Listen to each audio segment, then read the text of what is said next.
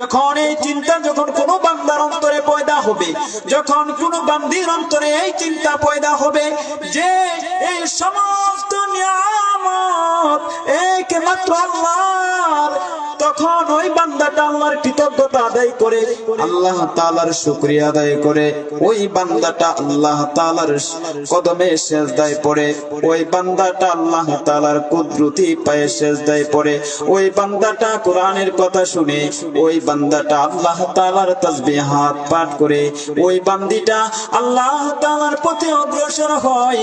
এই জন্য ভাই, এই জন্য বোন, তুমি তোমার মূল্যবান জীবনের হায়াতের কদর করো রবের নিয়ামতের শুকর আদায় করার মাধ্যমে। সাবধান, কখন জানে আমার আপনার মৃত্যু আমার আপনার সামনে এসে যায়, তখন কিন্তু আজরাইল সময় দিবে না, এক সেকেন্ডেরও বলবে না যে তুমি এক সেকেন্ডের ভিতরে তুমি তোমার কামাই গুছায় নাও, তুমি তোমার ইবাদত বন্দেগী সাজায় নাও, তুমি তোমার রবের প্রশংসা তুমি কইরা নাও। এই জন্য মুহতারাম হাজিরিন, আমার আপনার মালিক কত মহান, কত দয়াবান। আমি আপনি আমার আপনার মালিক রে চিনি না, আমার আপনার প্রভু রে চিনি না। এই প্রভুকে চিনার জন্য আল্লাহ তাআলা নবী রাসূল পাঠাইছেন, এই রবকে চিনার জন্য আল্লাহ তাআলা অনেক পয়গম্বর দুনিয়াতে পাঠাইছেন। মুহতারাম হাজিরিন, সর্বশেষে আখিরি জামানার নবী, আমার নবী, আপনার নবী, প্রাণের নবী মুহাম্মদুর রাসূলুল্লাহকে পাঠাইছেন এবং ঘোষণা করাইছেন, হে রাসূল, আপনি বলে দেন আমার বান্দারা যেন আমার প্রশংসা করে, আমার বান্দারা যেন আমার ইবাদত করে, আমার বান্দারা যেন আমার পথে চলে।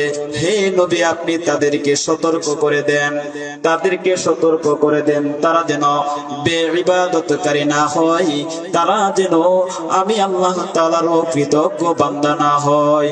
সাবধান, সাবধান, তাদেরকে বইলা দেন তারা যেন আমার নিয়ামতের শুকর আদায় করে, তারা যেন আমি আল্লাহর পথে চলে। আল্লাহ তাআলা পবিত্র কোরআনে বলেন, ওয়া'বুদ রাব্বাকা হাত্তা ইয়াতিয়াকাল ইয়াকিন।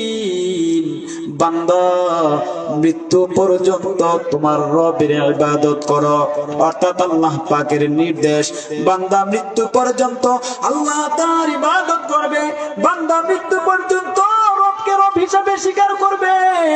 এই জন্য রবকে রব হিসাবে স্বীকার করা বান্দার দায়িত্ব। মৃত্যু আইসা যাবে, তখনও বান্দাটা আল্লাহ তাআলার ইবাদত করবে। মুহতারাম হাজিরিন, হযরতে ইমদাদুল্লাহ মুহাজিরি মাক্কি রাহমাতুল্লাহি আলাইহি হজ করার জন্য মক্কায় গিয়েছেন, তাবু গেড়েছেন, নামাজ পড়তেছেন। তাবুর ভেতরে কিছু চোর আইসা ইমদাদুল্লাহ মুহাজিরি মাক্কি রাহমাতুল্লাহি আলাইহির কামরা থেকে, তাবু থেকে তার টাকা পয়সা নিয়ে চুরি করে চলে গেছে। ইমদাদুল্লাহ মুহাজিরি মাক্কি রাহমাতুল্লাহি আলাইহি নামাজ শেষ করে বললেন, আলহামদুলিল্লাহ, আলহামদুলিল্লাহ। এই খবর চলে গেছি পাহারাদারদের নিকট, সরকারি লোকদের নিকট, যে আল্লাহর ওলি ইমদাদুল্লাহ মুহাজিরি মাক্কি রাহমাতুল্লাহি আলাইহির তাবু থেকে চুরি হয়েছে, তার টাকা পয়সা নিয়ে গেছে। তখন পুলিশ তারা গিয়া ওই চোরগুলারে পাকড়াও করছি, মালগুলো সংগ্রহ করে ইমদাদুল্লাহ মুহাজিরি রাহমাতুল্লাহি আলাইহির দরবারে আইসা উপস্থিত, বলতেছে, হুজুর, আমরা আপনার মালগুলো সংগ্রহ করেছি। ইমদাদুল্লাহ মুহাজিরি মাক্কি রাহমাতুল্লাহি আলাইহি মালগুলো হাতে পায়ে বলে, আলহামদুলিল্লাহ, আলহামদুলিল্লাহ। লোকেরা বলে, মুরিদানরা বলে, ওগো হুজুর, একবার আপনি বললেন আপনার মাল চুরি নিয়ে গেল, বললেন আলহামদুলিল্লাহ, আবার আপনার মালগুলো আপনি ফেরত পেলেন, বললেন আলহামদুলিল্লাহ। এই আলহামদুলিল্লাহর কেরামতি বুঝলাম না, পার্থক্যটা বুঝলাম না, একটু বুঝায় দেন। মুরিদদেরকে ইমদাদুল্লাহ মুহাজিরি রাহমাতুল্লাহি আলাইহি বলেন, হে মুরিদেরা, ভাইরা আমার শুনেন, যখন আমি নামাজে দাঁড়াইছি, রবের সান্নিধ্যে যখন দাঁড়ায় গেলাম, তখন আমার চিন্তা হচ্ছিল আমার মাল সামান নিয়া, চোরগুলা যখন আমার টাকা পয়সা নিয়ে গেল, তখন আমার সান্নিধ্যটা আল্লাহর দিকে চলে গেল। তখন নামাজ থেকে পারে গোয়া এই টাকা পয়সা যে নিয়ে গেছে, এর থেকে আমি পেরেশান চিন্তাটা আমি দূর করে নিলাম। যাক আলহামদুলিল্লাহ আমার মালগুলা নিয়েছে, ভালোই হয়েছে, এখন আমি আমার রবের ইবাদত করব, এই বইলা আমি আলহামদুলিল্লাহ পড়লাম। যখন আমার মাল সামান টাকা পয়সা ফেরত আসলো, যখন মাল সামান টাকা পয়সা যখন আমার কাছে ফেরত আসলো, তখন আমি আলহামদুলিল্লাহ এর জন্য বলছি যে হজ্জের সফরে আসলাম, আমার তো অনেক কিছু প্রয়োজন আছে, আমার তো খাবার দাবারের প্রয়োজন আছে, আমার তো খরচাদির প্রয়োজন আছে, এই জন্য এই টাকা পয়সা গুলো দিয়ে আমি আমার জরুরত শেষ করতে পারবো, আর এগুলা তো হলো আল্লাহ তাআলার নিয়ামত। তাই ভেবে ভেবে আমি আমার মালিকের প্রশংসা করলাম, আলহামদুলিল্লাহ। মোহতারাম হাজিরিন, চুরে মাল নিয়ে চলে গেছে, টাকা পয়সা নিয়ে চলে গেছে, এরপরে তিনি বললেন আলহামদুলিল্লাহ, এবং মালগুলা ফিরত পেয়েছেন। এরপরেও তিনি বলেন আলহামদুলিল্লাহ। বাবা, জীবনে অনেক তুফান আপনার উপরে আসবে, অনেক বিপদ, অনেক মুসিবত আপনার উপরে আসবে। এই বিপদের সময় আল্লাহর প্রশংসা করবেন, মুসিবতের সময় আল্লাহর প্রশংসা করবেন, আলহামদুলিল্লাহ বলবেন। এবং যদি সুখ আল্লাহ তাআলা দান করেন, টাকা পয়সা দান করেন, মাল সম্পদ যদি আল্লাহ তাআলা দান করেন, তখনও আল্লাহ তাআলার দরবারে তার প্রশংসা করবেন। সুখে দুঃখে সর্বাবস্থায় বান্দা আল্লাহ তাআলার ইবাদত করবে, আল্লাহ তাআলার প্রশংসা করবে। আল্লাহর দেওয়া জান, আল্লাহর দেওয়া মাল প্রশংসা করব একমাত্র আমরা আল্লাহ। মুহতারাম হাজিরিন, প্রশংসার উপযুক্ত একমাত্র আল্লাহ। আল্লাহ ছাড়া দুনিয়ার কারো প্রশংসা আমরা করব না।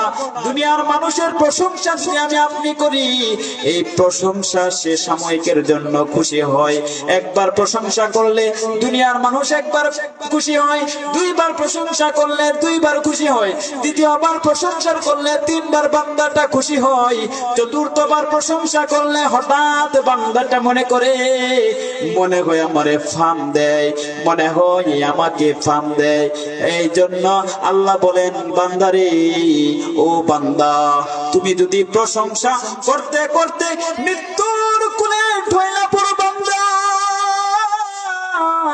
এরপরেও আমি আল্লাহ তাআলা তুমি বান্দার তাসবিহাত আসমানের ফেরেশতাদের কাছে বর্ণনা করব, তোমার প্রশংসা করব, তুমি বান্দাকে স্মরণ করব।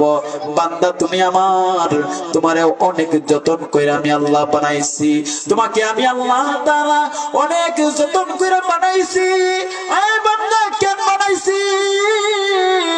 আমি আল্লাহর ইবাদত করতে, আমি আল্লাহ যে নিয়ামত তোমারে দান করছি, এই নিয়ামতের প্রশংসা করতে। এই জন্য ভাই, এই জন্য বোন, 5 ওয়াক্ত নামাজ পড়া এটাও আল্লাহ তাআলার প্রশংসা। তার কোরআন তিলাওয়াত করা এটা আল্লাহ তাআলার প্রশংসা, তার পথে চল আল্লাহ তাআলার প্রশংসা।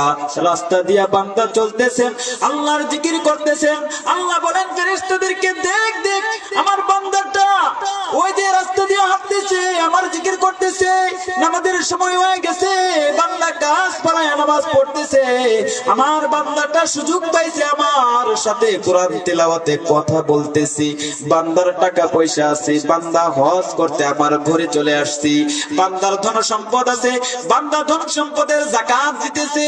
এই জন্য মুহতারাম হাজিরিন, আমাদের সময় এর প্রতিটা সেকেন্ড আল্লাহর জন্য সমর্পণ করা, তাকে স্মরণ করা, যে কোনো মাধ্যমে, যে কোনো উপায়ে। আমার আপনার জীবন যদি এই অবস্থায় চলে যায়, আল্লাহ রাসূল বলেন, যদি কোনো বান্দা ইবাদতের হালতে যদি ইন্তেকাল করেন, মরণ আয়েশা যায়, তাহলে আল্লাহ তাআলা ওই বান্দার ঠিকানা সরাসরি জান্নাতে দিয়ে দিবেন। এই জন্য আল্লাহ তাআলা বলেন, বান্দা বান্দা প্রতিটা মুহূর্তে আমি আল্লাহ তাআলাকে স্মরণ করো, আমি আল্লাহ তাআলাকে স্মরণ করো। বান্দা, তুমি যখন আমি আল্লাহরে স্মরণ করবা, দুঃখের মাঝে পয়রা, কষ্টের মাঝে পয়রা, তখন আমি তোমাকে নিয়ে গর্ব করব। এই অবস্থায় বান্দা তোমার প্রশংসা করব। দেখেন ভাই, আল্লাহ তাআলা ওই বান্দার প্রশংসা করে। যে বান্দা দুঃখে কষ্টের মাঝে পইরাও আল্লাহরে ভুলে না, ওই বান্দার প্রশংসা করে। যে বান্দা আল্লাহ তাআলার দেওয়া নিয়ামত পাইয়া তার প্রশংসা করে, ওই বান্দারও প্রশংসা করে। আল্লাহ বলেন, দেখ দেখ বান্দা, আমার বান্দাটাকে এত নিয়ামত দিছি, নিয়ামতের ভেতরে সে এমন ভাবে পাকড়াও হইছে, বান্দা দেখ এখনো আমারে ভুলে না। আল্লাহ বলেন, বান্দা ফেরেশতারা দেখ, আমার বান্দারে অভাব দিছি, অভাবের মাঝে পইরাও আমি আল্লাহরে ভুলে না। আজ থেকে এই মাহফিল থেকে আমাদের শিক্ষা নিতে হবে, এই সম্মেলন থেকে আমাদের শিক্ষা নিতে হবে। আমাদের জীবনের প্রতিটা সেকেন্ড আল্লাহর জন্য ব্যয় করব, জীবনের প্রতিটা সেকেন্ড তার রাস্তায় ব্যয় করব। আর জীবনে গুনাহের দিকে হাঁটবো না, আর কোনোদিন গুনাহগ্রস্ত অবস্থায় থাকবো না। যেভাবে থাকবো, যে গানত থাকবো, একমাত্র আল্লাহ তাআলার প্রশংসা করে থাকবো, তার প্রশংসা করে আমরা বাঁচবো। মুহতারাম হাজিরিন, আল্লাহ তাআলা আমাদেরকে অনেক নিয়ামত দান করছেন। লাইন শাকারতুম লাযিদান্নাকুম ওয়া লাইন কাফারতুম ইন্না আযাবি লাশাদীদ। হযরত মূসা আলাইহিস সালাতু ওয়াস সালামের কাছে একবার এক প্রতিবন্ধী লোক এসে বলল, হে মূসা নবী, আল্লাহ তাআলাকে বলেন আমারে কেন সৃষ্টি করছেন?